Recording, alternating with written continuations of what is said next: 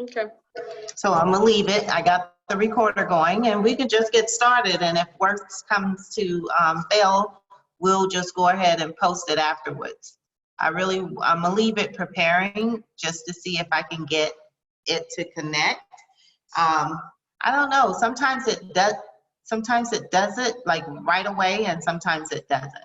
So Callie said if you make her like a share, like make her a host, she can share it from her page, and then she'll share it to ours.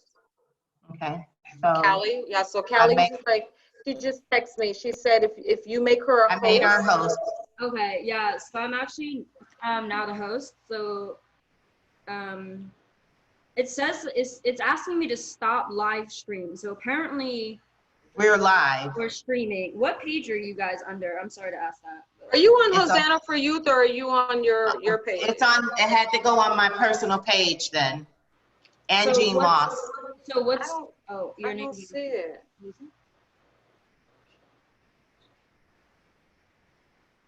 I don't see it on there, Angie. Do you mind if I stop the stream and then try it on? Yes, stop. Yes, stop the stream, please. Okay, so I stopped it, and I'm gonna go live on my Facebook, and then I'm friend requesting you, Angie, so I can tag it on you too. Okay. All right, I heard it. Technology. I'm gonna do it on my advocacy page, so it's public. Okay. And then I'll tag you and Jumorrow. Okay, thank you. Of course. Yeah, see, Callie, you've become the pro at this. You've been doing them. Ha ha ha. You've been doing them so much. Yeah.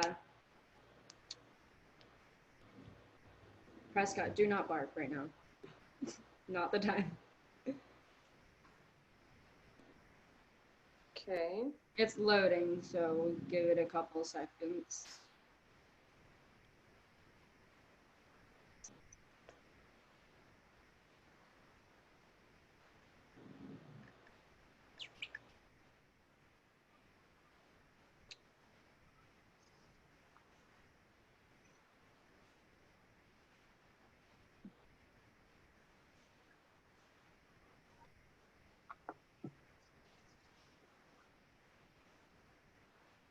Okay. So, Angie, yes. Have you had time to process our last conversation? Girl, that conversation has taken me in a whole whirlwind about a lot. And consciously, I'm gonna tell you, when I left the house to venture out to go to the store and do some things, I realized I'm like, you know what? Things are bad, and they're really bad. And I don't see the children mentally. Mm-hmm. Yeah. Yeah. And it's, you can see like this, for the kids that I saw that was outside and sitting on the porch, probably can't go into the house or whatever. I was just like devastated. Or afraid to go into the house. Exactly. They need a break. They need a break from the trauma. Yep. So it's also not, sorry to interrupt you guys. It seems to be taking a really long time to load. So I think you guys are just gonna have to put it on after, but somebody's asking me to come into their waiting room. I don't know if can I take myself off of host? Yeah, you can take yourself. Yeah. I'm nervous. I don't want this job. Yeah, you could take yourself off of host and then just let Sorry about that, guys. Let me see who this is. Francine said hello. I don't know how to take myself off. Okay, I'll take you off. Thank you. Let me see where I.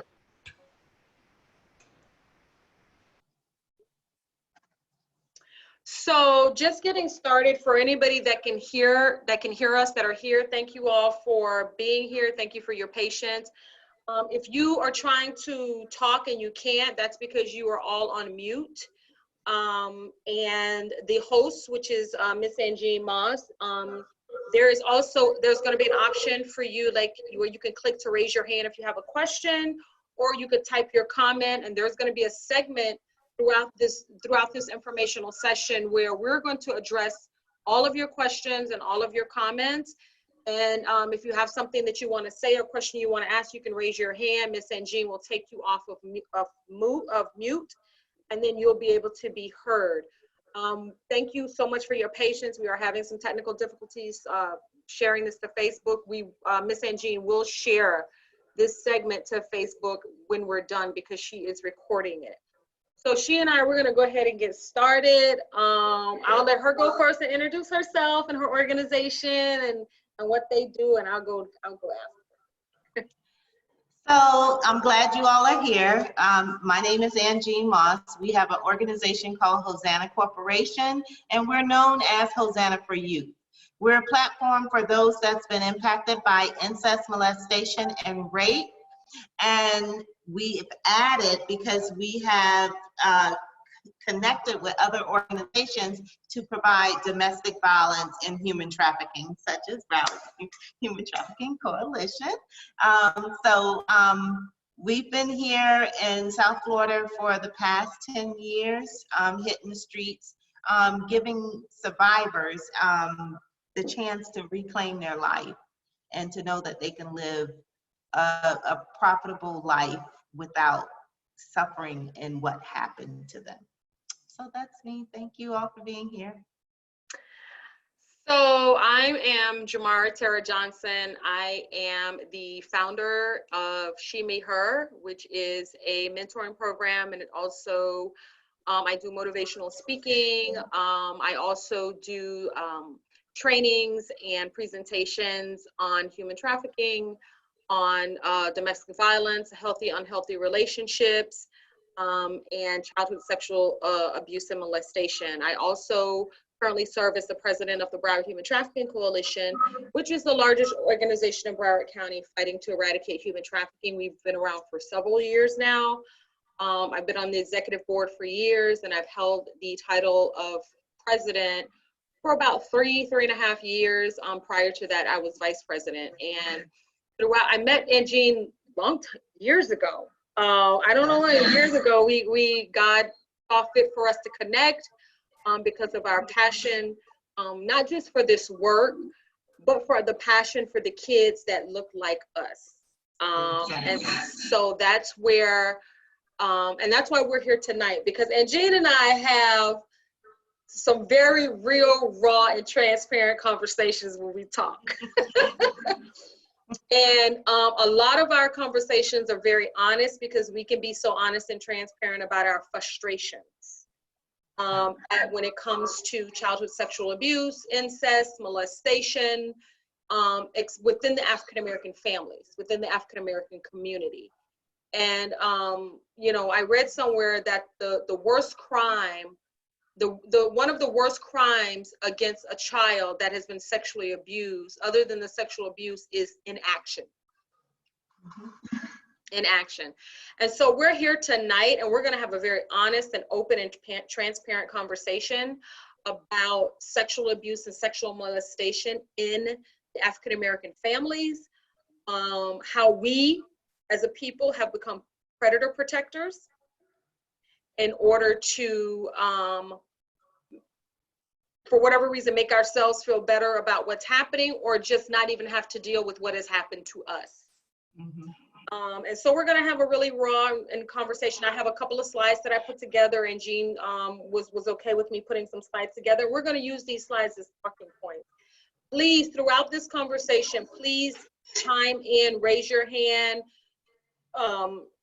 type your question in or your comment in. And so I can't see them, but Angine can. So she'll,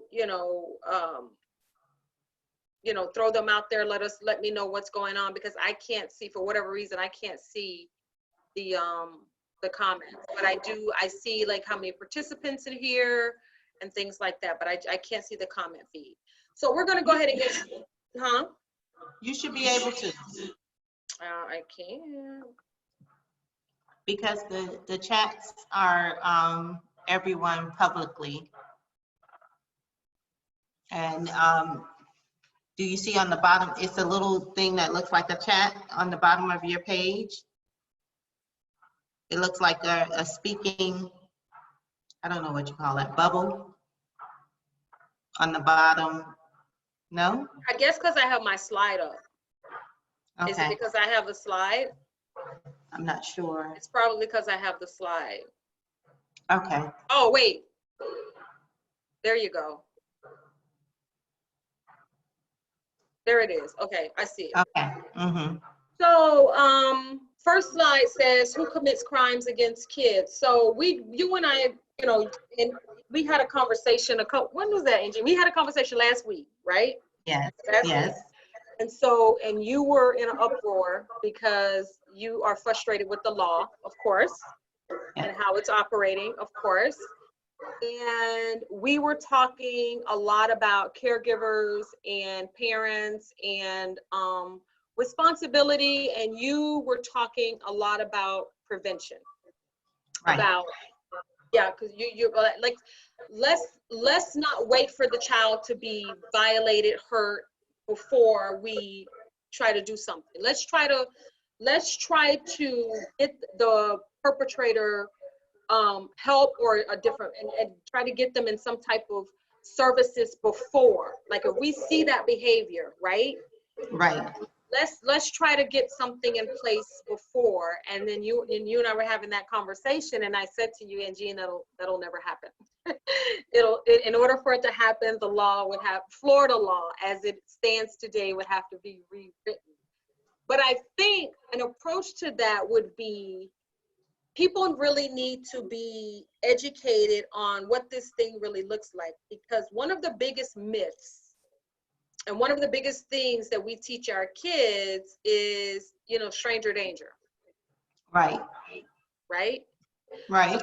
I don't know what your thoughts are on the stranger danger aspect, but mine, it's just, I think a lot of people use it as a way to try to scare kids into not doing something that they don't want them to do. But when you're doing that, you are making them vulnerable to the real truth and making them vulnerable to who real predators are. Because 60% of children that are sexually abused and molested are sexually abused and molested by family members. Exactly. Someone they know.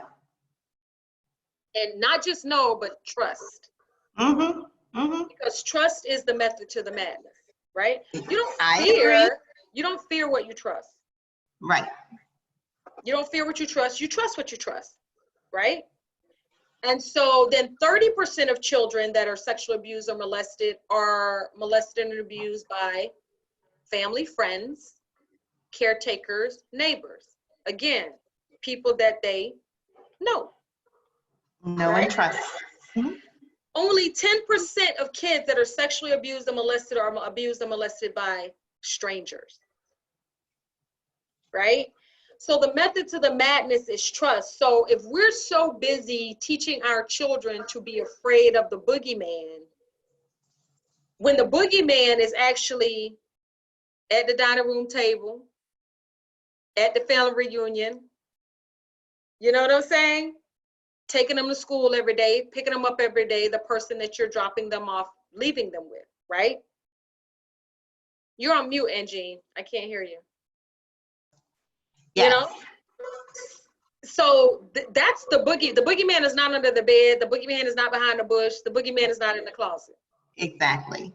So how do we change this conversation? Ooh, right when you asked, the dog started barking. Hold on. Hold on.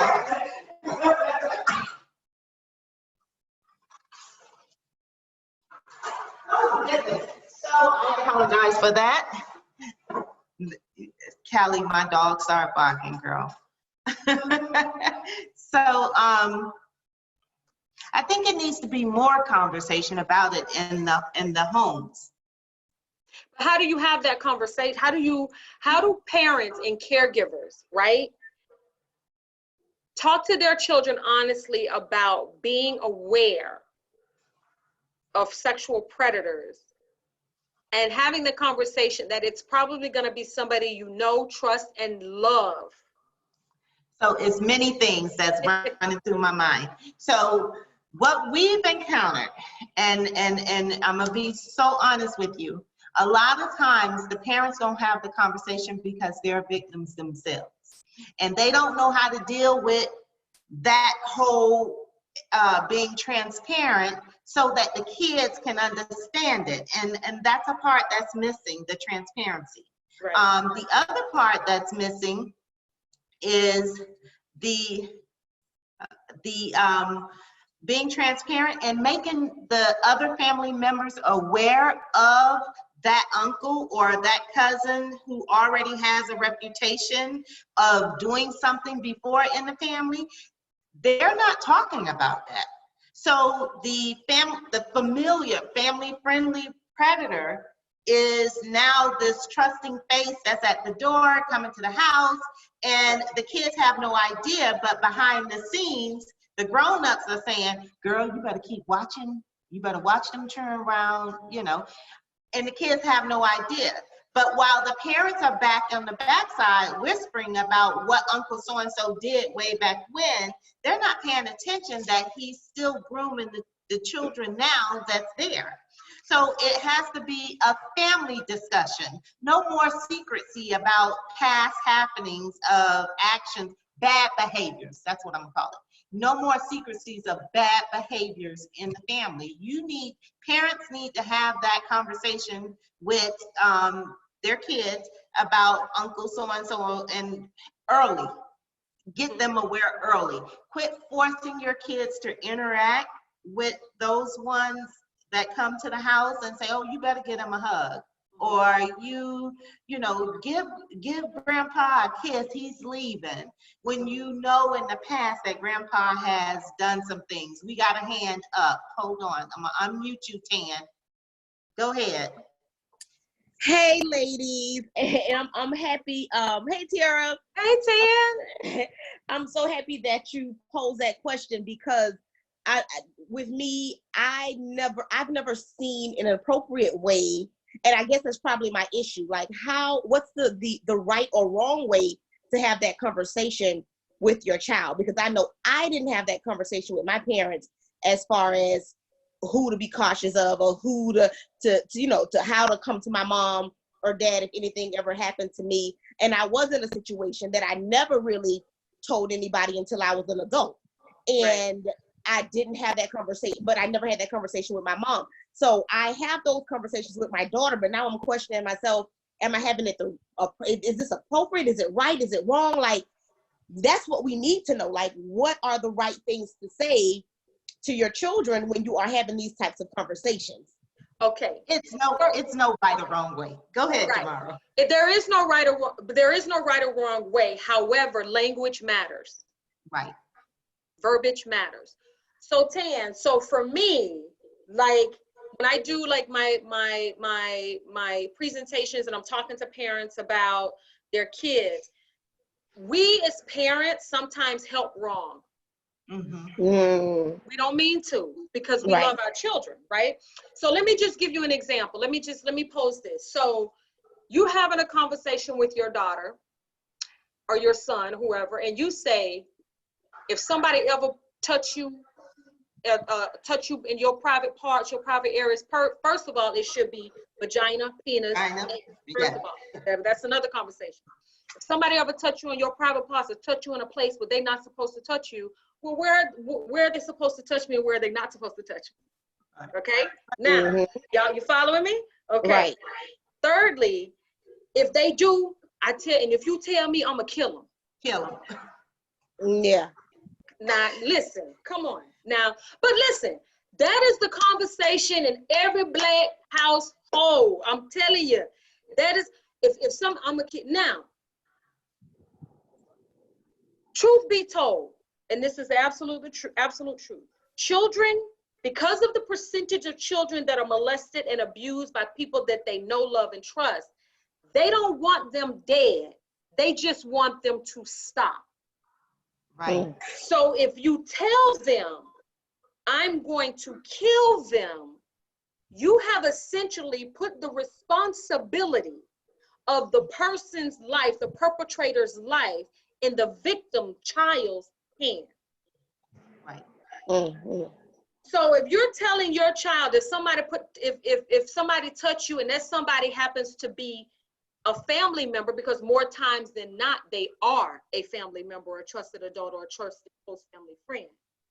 And that person has a significant place within the family, and that child knows that you feel a certain type of way about that person, and you tell your child that if this person touches you or does something to you, I'm going to kill them, you have now placed your child in a position that they have no business being in, right? Mhm. So the most appropriate thing to say, first of all, children need to feel safe first, right? Because we have this habit, and I'm talking, and I say we because I'm talking to Black folk. We welcome any white people, Asian people, Hispanic. We welcome any race on this Zoom, but we're talking specifically about African American culture, and I'm talking to African American parents because I'm an African American parent, right? Mhm. So that's what this segment is about, particularly for tonight. So, we have a habit of saying, and Jean and Tan, we have a habit of telling children, you know what happened to you, what you went through, that made you strong. Yes. You know what? Children are not supposed to be strong. They're supposed to be safe, Right. Mhm. right? So now what you're saying is, if I fall, you telling the child, well, if I fell apart because of it happened to me, then I'm not a strong person. So now I'm a failure because I can't take it. I can't deal with it, right? So when I said in the beginning, we're talking about language, we're talking about verbiage. So first of all, your child needs to feel safe, and there needs to be a level of transparency between you and your children. You can raise respectful children with boundaries. Without you can have a relationship with your child without your child being confused and thinking that you're their friend. Right. It's possible you can do it. And so the conversation is, listen. I need to, talk to you about something that is, one, very important, and two, is probably going to be very embarrassing. But guess what? It's embarrassing for me too. It's hard for me to talk to you about this because I don't know how to talk to you about this. But as your parent, I have to talk to you about this because it is my job to protect you. And then you go into talking to your child about their correct names for their body parts, right? You talk to your child about how their body belongs to them and that nobody has access to their body just because they want to. And I don't know if you were on earlier, Tan, and you heard Angine say that we need to stop forcing our kids to interact physically with people that they aren't comfortable with, they don't want to, just because they're family members. So I have a niece and nephew, right? Those are my babies. So my niece and nephew don't have to give nobody no hug, nobody no kiss. They don't have to show nobody their outfit. They don't have to let anybody touch them that they don't want to. Because what happens is when we allow our children to think that we're going to be disappointed in them, when we don't give adults that we like access to their bodies, we're confusing them. Because what happens is now I've disappointed my mom, I've disappointed my dad because I didn't give uncle so-and-so or cousin so-and-so or grandpa so-and-so or auntie so-and-so, because women sexually abuse children too. Exactly. I didn't give them access to me when mommy and daddy told me to. I was rude, I was disrespectful. No. 0 to 5 are the most important ages in a child's life. Those are the character building ages, 0 to 5, right? So if at 0 to 5, you're teaching your children that anybody that wants to have a hug or kiss, wants them to sit on their lap, they have to do it. You have been since taught that child at a very early age that because of, if an adult wants access to them in their body, they have it. And if they refuse, then they are being disrespectful, they're a bad girl, they're a bad boy, they weren't raised right. We have to understand that even though we have a certain culture and creed that we live by, but that everything that we were taught and everything that we learned was not right. Also, we have to understand, Tan, that children learn what they live, and then they grow up and they live out what they've learned. Exactly. Yep.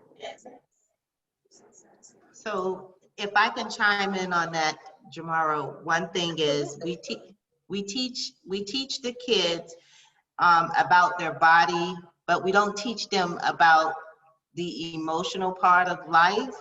And a lot of times the predators play on their emotions, meaning we don't tell them, like, you know, for instance, I was speaking with a friend girl, and I said, I realized that a lot of the people I know that look like me, they can't relate to all of the different emotions that's out there.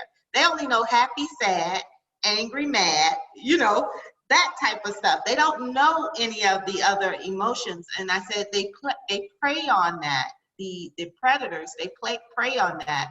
So you have a family, for instance, and you say, oh, little Bobby is so bad. Don't nobody want his bad behind over here, you know, and so little Bobby begins to feel isolated from the family because nobody wants little Bobby. He's taken on this label of bad, the name that we constantly call. But then you got Uncle Predator so-and-so that's over there watching. Nobody wants to be bothered with little Bobby because he's so bad. And that's the label we've given him. And all of a sudden, guess what? Uncle so-and-so take little Bobby under his wing, and the family are just elated that somebody has finally taken time out for little Bobby. Now, little Bobby is being sexually molested, but little Bobby, he don't have a relationship to, or a voice in the family to say, hey, Uncle so-and-so was being so nice to me, and he's touching me in places that I don't like. Mm-hmm. So now you have left out a whole section of communication that we don't have with the kids. Mm-hmm. It's, you know, we talk about the good and the bad touch, but not all touches are bad. Mm-hmm. You know, how, because it can start by a touch on the knee. You know, but we really even shouldn't be using that terminology, good and bad touch. Right. Because good and bad touch is extremely inappropriate. I mean, you know how many cases, criminal cases have fallen through the cracks because of the good and bad touch terminology. The correct terminology is safe and unsafe. And the one thing we need to be very conscious about when we're talking to our children is we need to be honest and transparent about their body and how their body responds to touch and how our bodies will betray us. And because sometimes if somebody's touching me inappropriately in an inappropriate place, my body, and if they're touching me in a way where my body is going to respond a certain way, it doesn't necessarily mean that I like that this person is touching me. My body is responding to the stimuli. Our bodies betray us all the time. So it's not did he touch you or she touch you in a good and bad place, a good and bad way. Did they touch you? Did they touch you in a safe or unsafe way?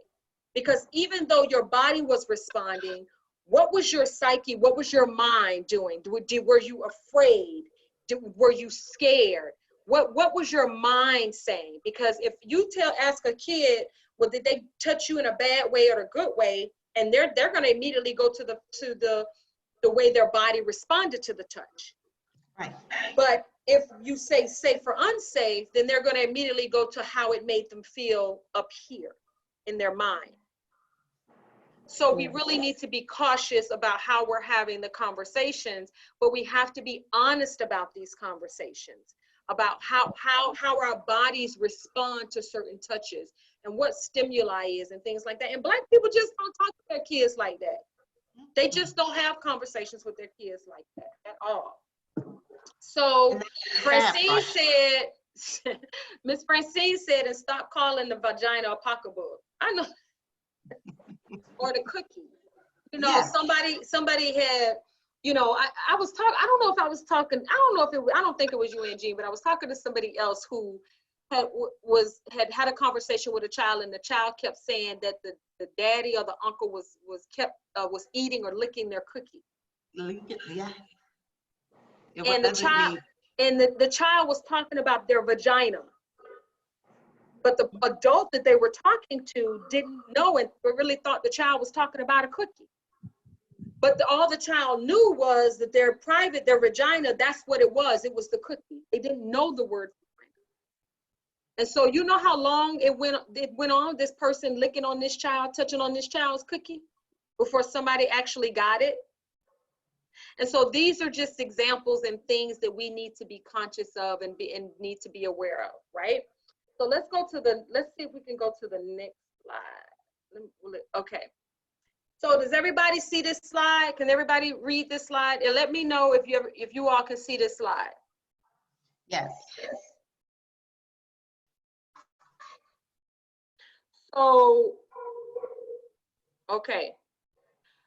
So in this slide, right, and Jean, you see it, right? So after she picks the child up, right? Yes. And she, obviously something is wrong because she asked the child. So obviously she sees a difference in this child, right? So how many times, I don't know how many times you can have experienced it, but you know, with cases that you worked on and people that you've interacted with. But how many times where when the child has says nothing wrong, mommy, the conversation is stopped right there? I'm gonna tell you 90% of the time, that's where the parents leave it. They take, even though they may have a sense inside that something is wrong with their kid, overwhelmed with their daily actions or whatever they're consumed with mentally, they don't touch it no more. They take what the child say, oh, nothing's wrong, mommy. And they put a little pin in their mindset and say, oh, I'll revisit that later. And the day goes on and they never talk about it again, while the child is suffering in silence. You know what I've gotten though from like some parents, like it's mind blowing, because it's like, it's when the child says nothing's wrong, mommy, they're relieved, because even though they know something is wrong and they know that the worst thing could be that somebody has touched my child, they don't want to hear that.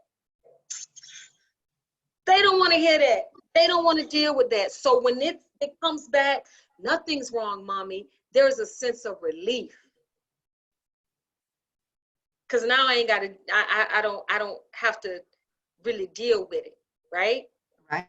So for those of you who are on with us, help us out. Where should the conversation go from there after she says nothing's wrong, mommy? Where should the conversation go? You can raise your hand and I'll. Yeah, raise your hand. You can unmute yourself. Unmute your mic and tell us what, you know, where should the conversation go after that? Because let me tell you this, at the top where he's saying don't tell nobody, okay, and it's ... you can better believe that after he's saying don't tell nobody, okay, he's saying, because if you do, I'm gonna hurt you, I'm gonna hurt your mommy, or I'll get in trouble, it'll be your fault, or I'll get in trouble and you'll break up the family and everybody's gonna be mad with you, or don't tell nobody because if you didn't want this to happen, you would have said no, you would. So there's always something after that, okay. So you guys can take yourself off of mute, but I want to hear from you all. After she says, what's wrong, baby? You've been quiet since I got you from your cousin's house. And she says, nothing's wrong, mommy. As a mother, where should a conversation go after that? Go ahead, Francine. Hi, ladies. Good evening, and thank you for inviting us, Tara.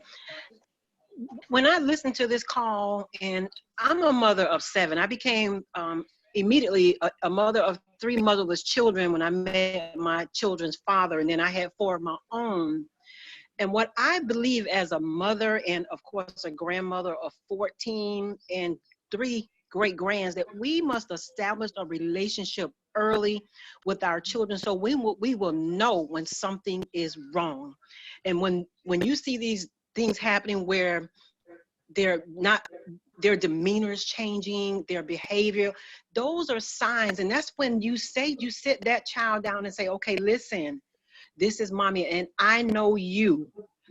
You know, that's when you have the opportunity, when you have that type of relationship. And I established that type of relationship with my children because I became a mother of 3 at the age of 20.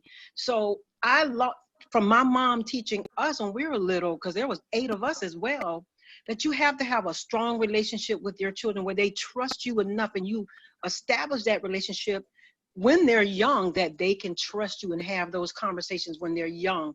So that should have gone, she should have saw some type of behavior change or some type of demeanor that should have been a sign that something got to be wrong. Something has to be going on with this child, that you got to be able to pinpoint it, to sit down and say, now let's sit down and talk about this, because you have to make them almost that you know that something is wrong. Convince them, okay, I know something's wrong, so let's talk about it. So we have to establish these relationships when they're very young, so you'll know when something is wrong, and that they feel like they can trust you enough to come to you and say, you know, this is what's going on. I'm mommy. I am your protector. So that's my thought as far as that goes. Right. And then thank you for that, Ms. Francine. Callie said something that's really good. Callie probably heard this in one of my trainings, but I'm going to go ahead and let her have it. But anyway, Callie says, if she was the mom, that she would ask the child, what did you do at the cousin's house? And that's a great question. That's a great question. That's a great question. But before any of that, the first thing that needs to be established is the child needs to feel safe, because you don't know what's being told to the child.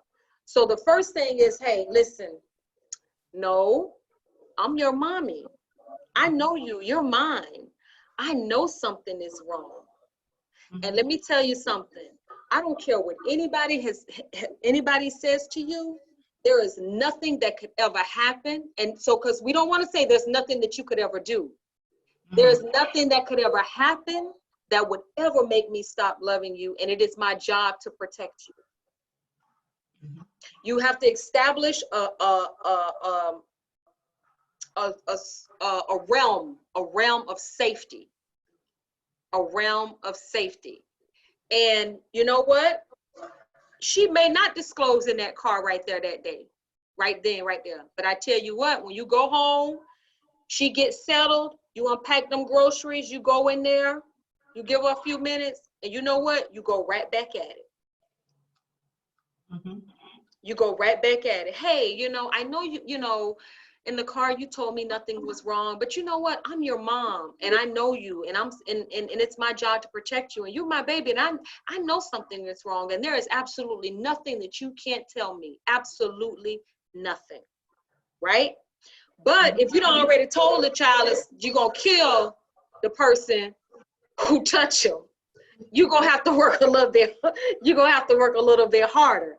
And the one thing you don't want to do is, you don't want a child to disclose to you, because I see this happening. The child says, okay, John such and such did whatever. Mom's turned around, you know, donut the car, turn the car around, heads back to the aunt, because this is a cousin. So this is the sister child, the brother child, somebody, right? Goes right back, takes the child out the car, take the child in the house, and say, my baby say you so and so and so and so. Big mistake. Right. Big mistake. Anything you want to add on this slide, Andrea? No, everything you're saying is correct. I know that we encountered this a lot, where the parents, and I'm gonna say mostly the mothers, they don't know how to deal with that part of the child pulling away and not speaking or whatever. When I asked her, she said nothing. So I don't know if she's lying. Right. So they go through that whole thing, and that always devastates me to pieces. Yeah. I tell parents that the children don't speak on the same level as you. Their understanding is on a whole different level. You got to be able to interact with those kids so that you can understand them and they can understand you. If they feel scared with you as the parent, they're not going to tell anything.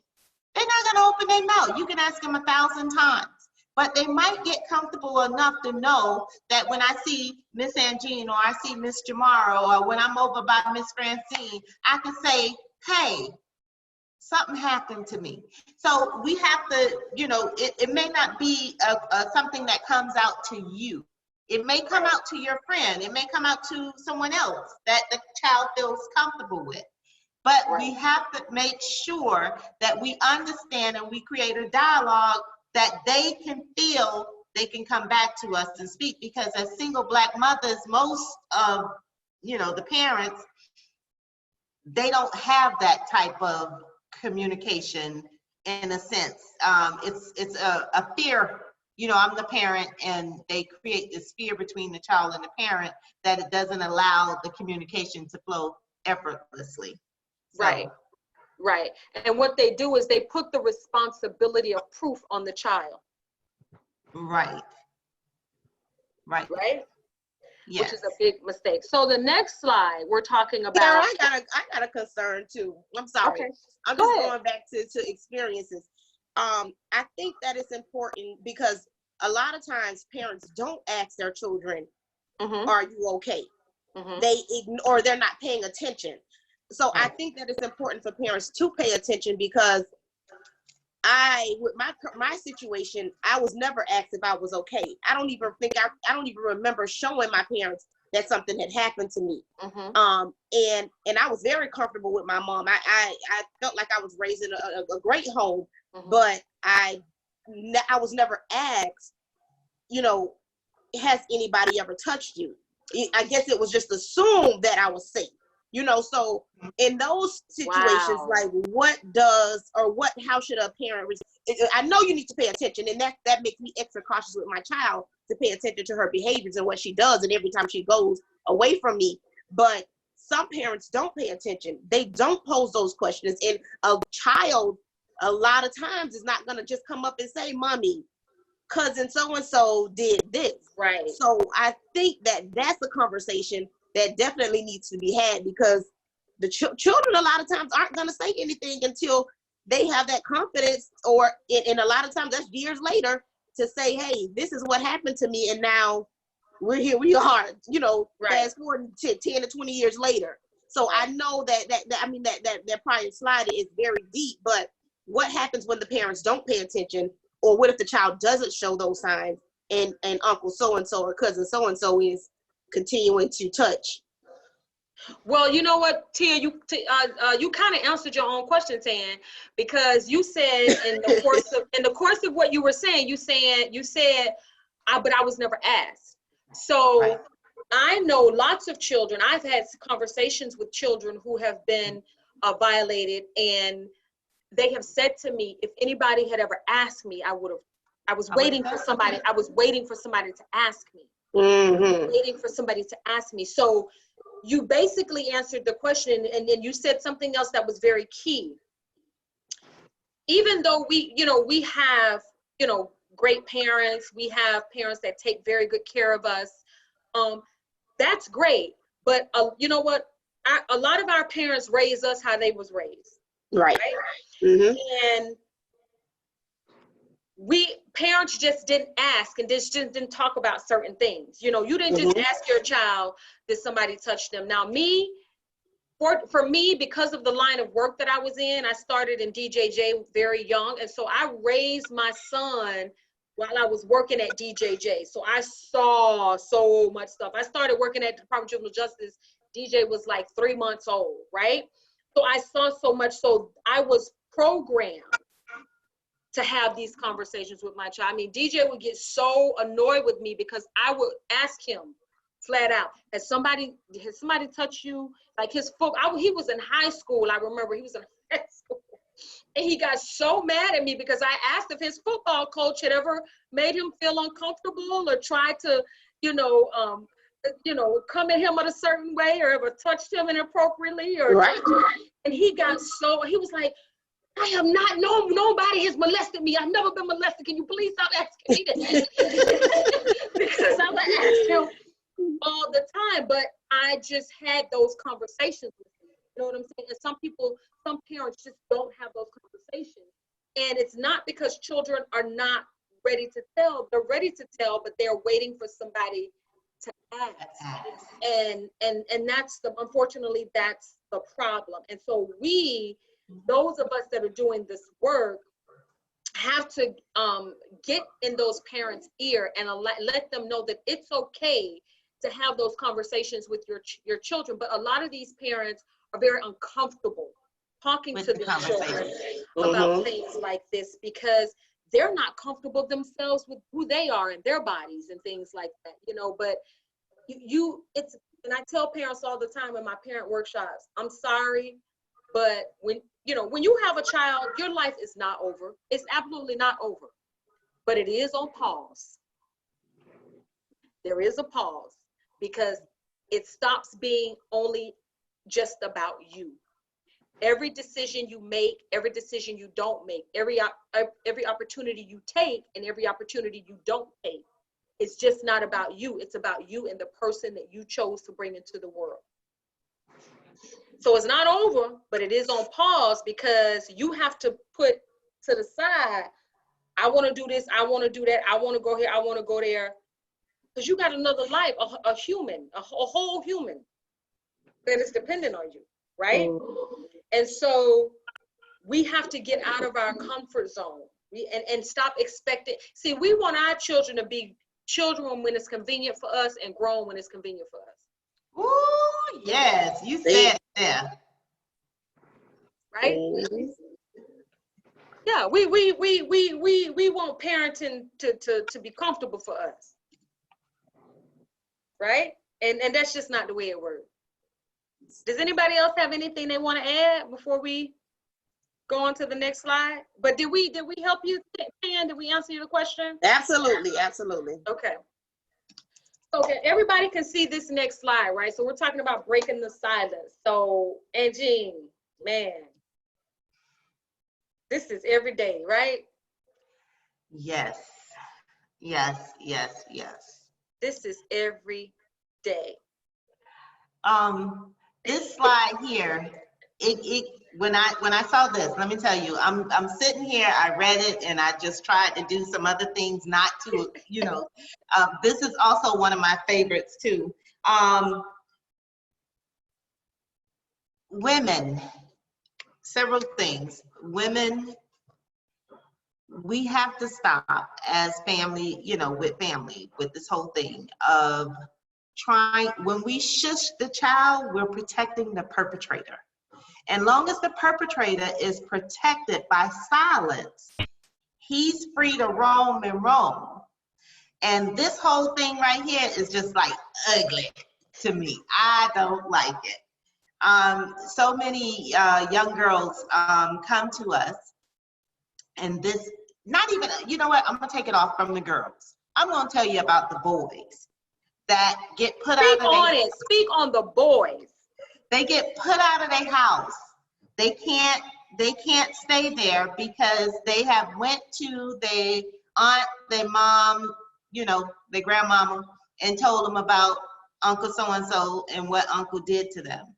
And because they are boys, the parents or the people in the house ostracize them, tell them they lying, because then that means they have to admit that now they have homosexuality also outside of a family perpetrator. They have to deal with the homosexuality now, and that's even more embarrassing for them. So they end up putting the boys out.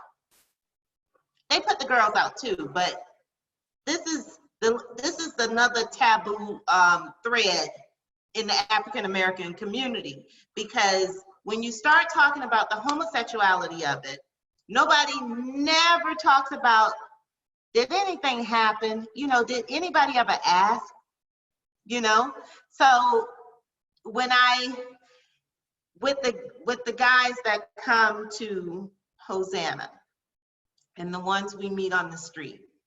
And they tell me these horrific stories of, you know my grandmother. I was like, no, baby, I don't know your grandmother. She played at such and such church. She played the piano at the church. And, I told her that her husband was coming in there. And I'm like, what? And she put me out. I had to leave. So this is all I know. This is what he did to me, So that's another chapter. I don't like this slide. I mean, I like this slide, but girl, it's just a lot. But is it absurd or is it actual fact? It's facts. It's So, facts. She's shush. Don't ever say that again, because if he go to jail, we gonna suffer. The women, I mean, the perpetrator may be the breadwinner of the family. A lot of times things are not addressed because, that's my husband. You can't say that. That's my husband. What we gonna do without him here? But you don't feel your husband sliding out of your bed at 2, 3, 4 o'clock in the morning for 45 minutes and then sliding back in. Where he been? He ain't leave the house. Because you would have. Where did he go? Does this slide upset anybody else? Like, does it tug at you? Because this is pretty much how it lays out with the victims that we deal with my organization, because the 99.9 of the people we serve, they never told. So their perpetrators are still roaming through their families. Their perpetrators are still harming others because they never told. And when I say 99.9, I'm going to make it even broader. In the African American community, this is what we live in right here. We live in silence of not addressing any of it. And it creates, now this child, I'll give her to be about 10, 11. She got to grow up. And if they're not addressing her issues now, just imagine when she become a woman, what issues she's going to have at that time. Callie said, I remember seeing this at the Train the Trainer. Yeah, it's such a powerful slide, but so sad and so true. What bothers me is that the man who has abused the kid is listening, always. And what the mom says, give power to the man, and now the mom becomes just as much an issue. Exactly. But it's something that you guys are missing. She's calling her auntie. She's calling him uncle. So there's already been some issues, an issue or a break in some way in this child's life where a sense of comfort has been snatched. Because why is she living with the aunt and uncle? Where her mom and daddy? So there's already been something else, which is a major issue in our communities right now, because the majority of the children right now are living with somebody else, their grandparents. The grandparents are taking on a huge role of these kids now. Or, it's some other issue. Drugs, the parents could be on drugs, or they could be in jail, incarcerated. It's so many. Right. And in the language, it says we shall suffer. So this leads me to believe that this is a Caribbean family. It's a Caribbean family. Yeah. She may have been sent over here to live with them. Does that not happen that happens all the time, Angie? Yep. Where, because we trust our people to take care of our children, right? Yes, we do. Yes, we trust our family to take care of our children. Like, that's not absurd. Right? Exactly. So this is so textbook right here. When we expect these kids to set themselves on fire so we can be comfortable. So don't say that ever again. Not, I don't believe you. Not, oh my God, because she probably already know, because he's probably done messed with the other children in the family too. He probably messed with the other nieces and nephews or whatever. I just need him to stay here and keep paying these bills, because if you tell, he's going to get in trouble, and then, you know, we're going to suffer. No, not because forget the fact that the child is already suffering. Right. So this is the epitome of selfishness right here to me. That's what I get out of it. Because she is only worried about her. I think too much. I think too much. Tia says that's why we need to stop telling children what goes on in this house stays in this house or in this family. Lord Jesus. Mhm. Yes, Tia. Yes, yes, yes. Okay, so anybody else want to have anything to say about this slide? Or I know we need to get rid of it because it's giving Angine anxiety. What about this one?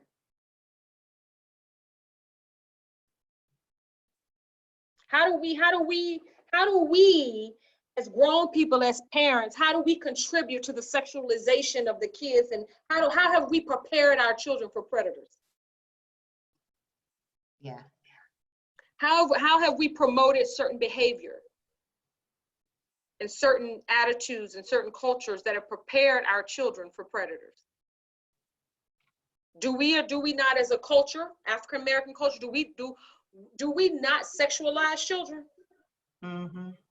I saw a video on a day before yesterday. Somebody posted, Angie, a video of a baby. She had to be about 2, doing the Beyonce, not Beyonce, that Megan, that Savage TikTok Savage dance, that thing they doing, right? Mm-hmm. She had to be every bit. She had on a pull up. Cause you see the little pouchy, the plain clothes she had on. She ran a pull, got all the moves down pat, and it's posted on social media. She doing the Savage moves, right? Oh, wow. But in the caregiver, the caregiver is the one that the child didn't post it. The baby, this is a baby. The baby didn't post it. So is that or is that not sexualizing a child, sexualizing a baby? Yes, it is. It actually is sexualizing a baby. Hello, this is Deborah. I'm Tara's sister. But this slide bothers me so much because I feel like as an African American community, so many parents don't realize that they're sexualizing their children because they think it's okay, or they think it's funny, or because it's generational.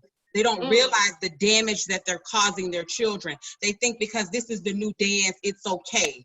They got this new thing, the TikTok and Instagram and all this kind of stuff, and they're not realizing that predators are watching these videos. Because as a school teacher, and since this social distancing, my students wanted me to get on TikTok. So I joined TikTok for the sake of them, and the videos, I'm just like, oh my gosh, because they're wearing their bed shorts and they're dancing, not realizing that predators are looking at them. So I think as a community, we need to step in and do something about that, because I think a lot of parents don't realize the effects it's having, and that they're actually sexualizing their children because they think it's okay or they think it's cute. I agree. Absolutely. And it goes back to what I said, that we want our children to be children when it's convenient for us, and we want them to be grown when it's convenient for us. Right? Mm-hmm. So it's cute for them to curse. It's cute for them to dance nasty. It's okay when we buy them all of this racy, inappropriate things to wear. And then when the behavior, when they start living what they've learned, mm-hmm. Then it's a problem. Yes, Tia, of course. Tia, now listen, unmute yourself and get in this conversation. Child, this little slide right here. I think the problem is that We have babies raising babies, and Mm. it's a generational curse because these youth don't know how to raise children because they rather their children be their friend than making a child upset. Mm-hmm. I think that's the problem. It's not that, you know, they feel like the culture is okay or whatever. They want to let things slide because they rather have a friendship with their child instead of being a parent. And so when they go out there and do the little booty shaking and or whatever the case may be, 9 times out of 10, the parents trying to be friends because the parents are young themselves and they out there doing the same thing. Right. So the child don't see nothing wrong with it. The parent don't see nothing wrong with it. And then when they come home pregnant, everybody all for a loop. Like, what happened here? You groomed them to be this way. I'm sorry. I just wanted to say something because I feel like parents need to stop being friends with their children. Be a parent. That's your job. Your job is to make them upset. Your job is to be not really make them upset, but to be all up in their business, to figure out what's going on. They're not your friends. They're your children. And that, I mean, we got to put a boundary there. Absolutely. Great feedback, Tia. Great feedback. And you said a key word, a very awesome word, groom. Groom. You said something so, and Jean, so I don't know if you ever heard of Black Women's Blueprint, but it's a group that I follow. It's called Black Women's Blueprint. And so they did a study in 2012. They did a study, right? Mhm. And the study revealed that, and the study was on young Black girls, right? And the study revealed, it said by the time Black girls turn 18 years old, 60% of Black girls will have been sexually abused by a Black man. That thing blew my mind. I think I cried the first time I read this. 60%, Angie? Mhm. Yeah. Well, I couldn't, it just blew my mind. because in the Black community, we're not talking. So the perpetrators and persons that offend they get to roam freely. And that's why the conversation with you the other day was so much needed. Yeah. We need something on that side, that once they've been accused, they not just set off to go. They are able to, something is in place that they get reprimanded or some kind of therapy or something. Because if not, the youth, the little girls, everyone are going to continue to be offended.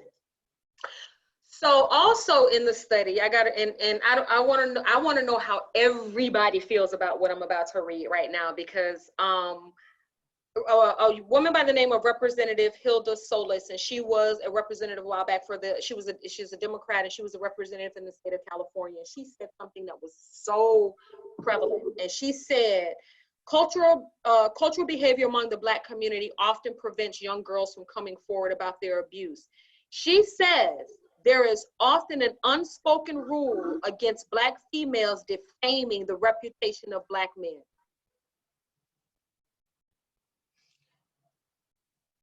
Somebody say something. I know somebody got to say something. Is that true? Do y'all agree with that or not? Black women, Black girls do not come forward because in our culture, it is a no-no to defame a Black man.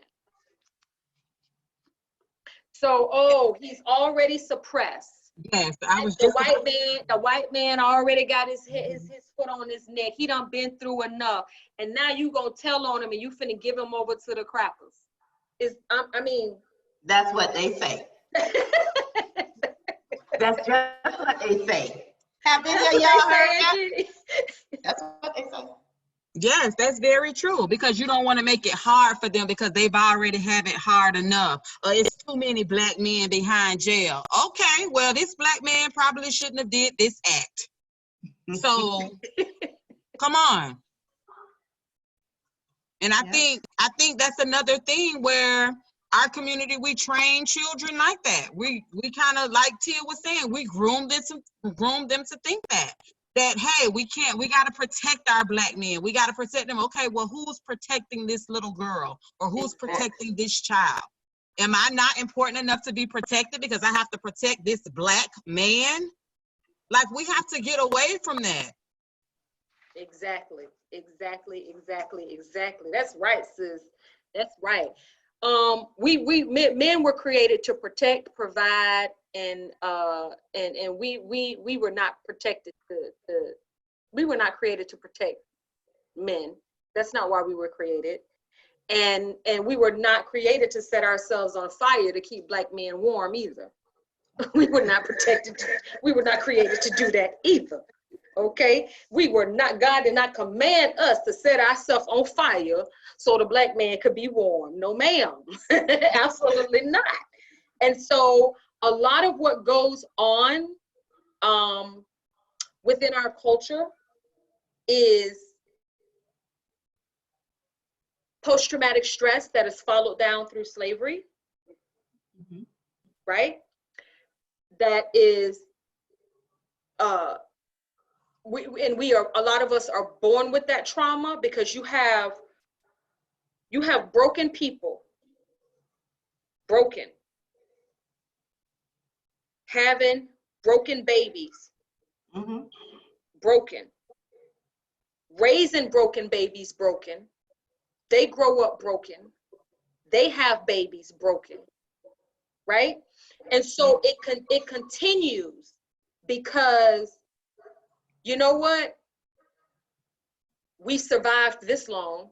We'll continue to survive. But guess what? You haven't survived. And I was talking to my sister the other day, and I was saying, I was like, you know what?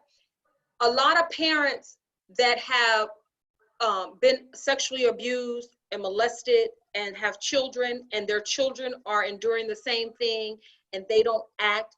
They have the mindset, and Jean, that, you know what? It happened to me. I survived it. She'll be okay.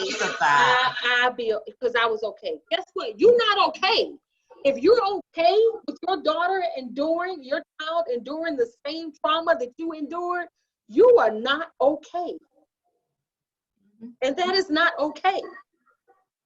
And they just don't, because people think just because you're alive, you're good. No. Because a lot of people are existing. Exactly. They're just existing, right? So we talked about this, but it made you stronger. Children were not, children, I didn't need to be strong. I needed to be safe.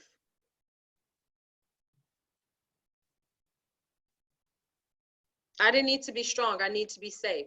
So these are just some apps. I'm not going to go through all of them. I'm just going to, just talk about a couple. These are just some apps that have drawn concern and things that parents need to be cautious about. The one that I'm really, if you have children who have smartphones, you really need to pay attention to that calculator app at the bottom, because every smartphone comes with a calculator. But this isn't an app this is an additional app where it looks like a calculator, but it's actually a secret file cabinet.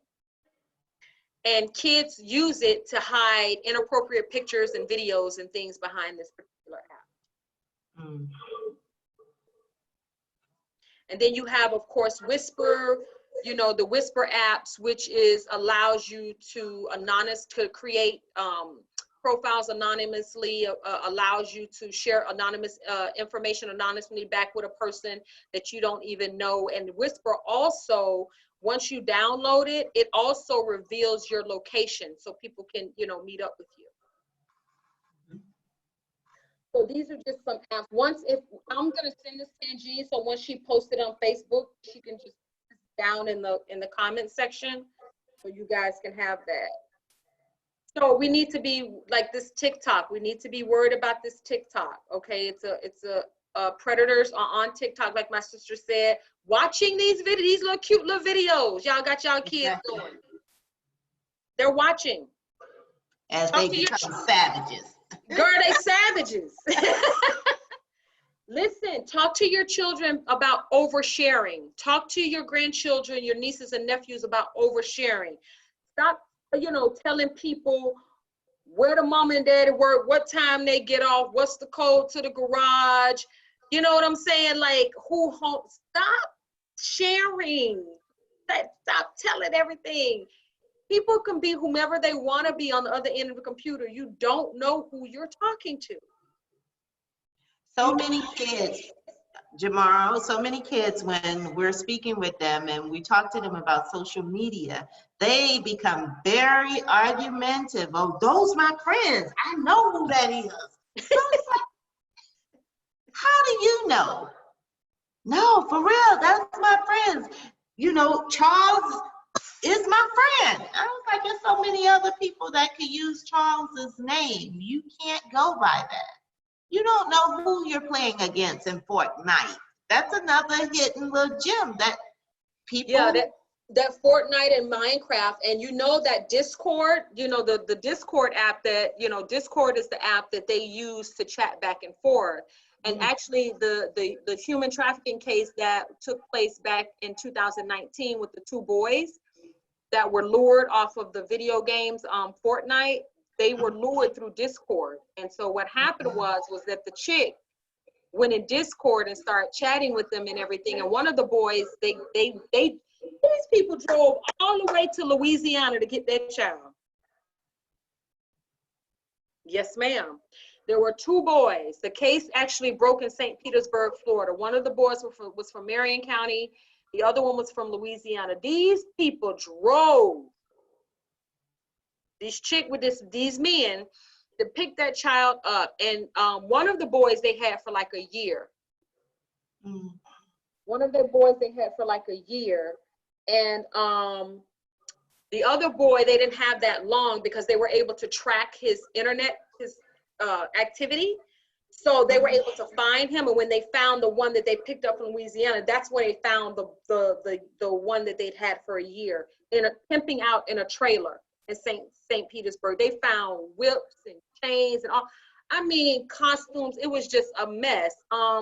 If you guys want to know about that case, it was the human trafficking case. It was St. Petersburg, Florida, around May 2019 when the press conference hit.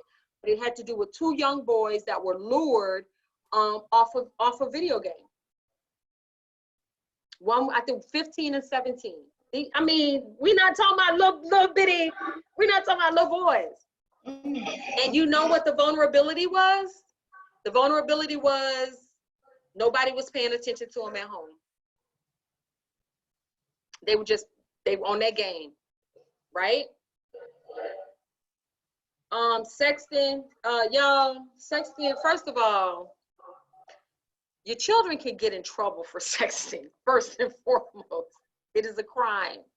Sharing inappropriate images and information, even if it is about, unless they were lured or blackmailed or coerced to do it. But I'm gonna tell you, if someone sends your son, if your son's friend is upset that his girlfriend broke up with him, right? Because people think you can't quit them. If your son's friend gets upset because his girlfriend broke up with him and is mad with her and decides to do revenge porn and shoot your son some pictures and videos and of the girl when they were dating, and your son and then shares those images, do you know what your son can be charged with? Distributing child pornography. It's a crime. So right now, well, when school was in, that was a huge thing around these school campuses. These schools, I mean, middle school and high school. A lot of the kids, the esteem problem, the suicidal thoughts, and all that is from the sexting. It's a group of that their whole mission is to see how many girls they can get And so they can videotape them, or the girls, how many friends they can get that they can get them to share these pictures, and they go all over. And it becomes an embarrassment for the child, and then you got the low self-esteem and the ostracizing at school, and then suicide thoughts. This sexting, oh my goodness, Jumorrow, this is a big problem, a real big problem. And predators also use this when they, like when the online predators, then when they Yes. go online, they also use it to blackmail the girls into sex trafficking. Mhm. So it's an enormous animal that is used in so many different ways. Mhm. Traffickers use it to coerce and blackmail. Peers, friends use it to bully. It is sometimes it is actually the catalyst for children taking their lives. Mhm. You know what I'm saying? So you got to talk to your kids about these things. And please tell your children, if someone is sending them inappropriate pictures or images of another peer or somebody, you tell them to delete that stuff immediately, because as soon as they share it or pass it, they are now promoting child pornography. Period. And that's it. So does anybody have any? I don't know if I don't know. Think you guys want to hear this? Yeah. Let's let them listen to this. I love this video.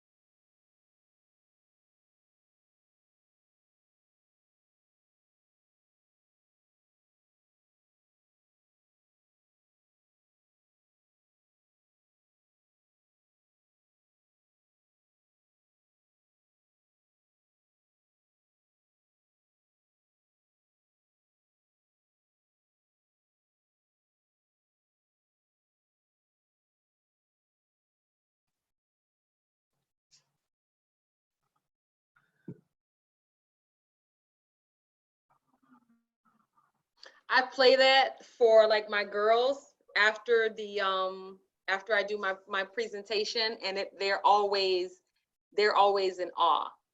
They're because some of them have never even heard those words spoken in their presence. And so I don't know why I put that in there, but I'm glad I did. So before we close out, Angie, do you have any last words or any nuggets you want to drop to those that took time out of their schedule to join us? Well, first I want to say thank you, ladies, so much for tuning in and joining us on this conversation. I'm sure I will meet each and every one of you personally if I haven't done so yet through Jumorrow. But one thing that we didn't touch on was during this pandemic, the kids that are having to be in-house with their perpetrators on lockdown during this time. It's a scary situation. We have no way of reaching these children. And I know that once this is over, we're going to be hit with a lot coming from the community. Because the schools were our touch base. The schools was our entrance to everybody's kids. And with everybody being on lockdown, this is really an epidemic that is going to be created. And you all just keep your eyes and ears open. I know we can't save everybody, but we can look out for each and every one as they come upon. And I think if we take time to pay attention to those that we are around in our community or in our church, or just keep our eyes open and have a little empathy for other people's children as well. Ask them, are you okay? Is everything okay? Yeah. Just so they can have that outlet to you. And that's one of the things I'm glad I got so many people now additional that I know is helping look out for others and in their path. So I'm happy to meet you all. I just want to say thank you all for joining us. And just to piggyback off of what Jean said, I am going to be doing a Zoom next week, and we're going to be talking about that very same thing. But just keep your ears and your eyes open, and let's not assume. I mean, just because home is a safe place for us doesn't mean home is a safe place for everybody. For a lot of adults as well as children, school and work was the safest place for them. They were escaping home, and they were going to school to be safe, and they were going to work to be safe. So if you have a coworker that you haven't heard from, you know what I'm saying, reach out. If the conversation I'm going to be having next week is I'm going to be posing a question to the school board as to what measures and mechanisms, and I said this to you, Jean, at our conversations, what was put in place to make sure that the children that were in the classrooms that were already struggling with home life, what mechanisms were put in place to make sure that they had a second set of eyes on them? What are the social workers, guidance counselors, and school psychologists doing while the teachers are teaching virtual? Who's checking on those that were already suffering while in the classroom? And so that's a conversation I'm having on the 21st with a young man, Harold Pryor, Esquire. And so I'll send that information out, because those are some questions I have for the school board of Broward County that I will be asking, and I will be posing them to Runcie, because I want to know, was that conversation had, and if not, why? And now that I'm posing the question, what is going to be done about it? Thank you everyone for joining us. We appreciate you. Stay safe, stay vigilant, and most important, please don't lose your humanity. We all matter. We all matter. We are all somebody. Thank you so much. Have a good night. Thank you, Jean. Thank you. Good night. Good night.